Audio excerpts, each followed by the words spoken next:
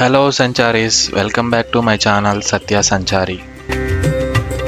So day 3 morning రామేశ్వరంలో చూడవలసిన ప్రదేశాలన్నీ చూసి హోటల్కి వెళ్ళి చెక్అవుట్ చేసి నేరుగా మేము రామేశ్వరం బస్ స్టాండ్కి వెళ్ళాం.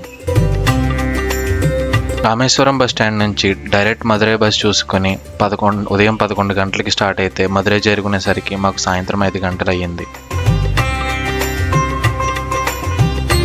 మేమంతా మధురై చేరుకున్న తర్వాత టెంపుల్కి దగ్గరలోనే ఓ మంచి హోటల్ రూమ్ చూసుకుని కాసేపు విశ్రాంతి తీసుకుని మళ్ళీ 7 గంటలకి లేచి మీనాక్షి అమ్మవారి దర్శనం చేసుకుని మళ్ళీ తిరిగి హోటల్ రూమ్కి వచ్చేసరికి మాకు రాత్రి 11 అయ్యింది.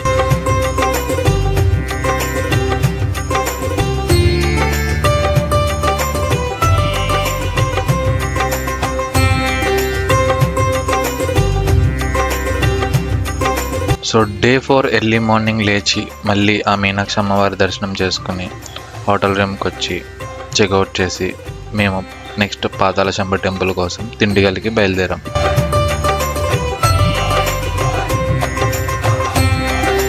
సో మధురై బస్ స్టాండ్ నుంచి దిండిగల్ బస్ ఎక్కి దిండిగల్ బస్ స్టాండ్కి చేరుకున్నాక అక్కడ మళ్ళీ రెడ్డి ఆరచత్రం వెళ్ళే బస్ ఎక్కి అక్కడి నుంచి మళ్ళీ లోకల్ ఆటో మీద పాతాళ శంభు మురుగన్ టెంపుల్కి వెళ్ళాం.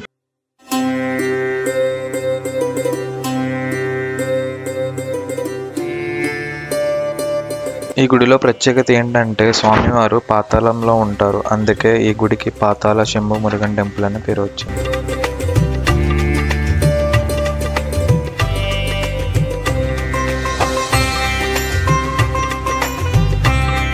దర్శనం అయిపోయాక మేము అక్కడే స్వామివారి ప్రసాదం స్వీకరించి కరుంగలమాల కొనుక్కొని తిరిగి మళ్ళీ దిండిగల్ బస్ స్టాండ్కి చేరుకుని శ్రీరంగం వెళ్ళే బస్ చూసి శ్రీరంగం బయలుదేరాం.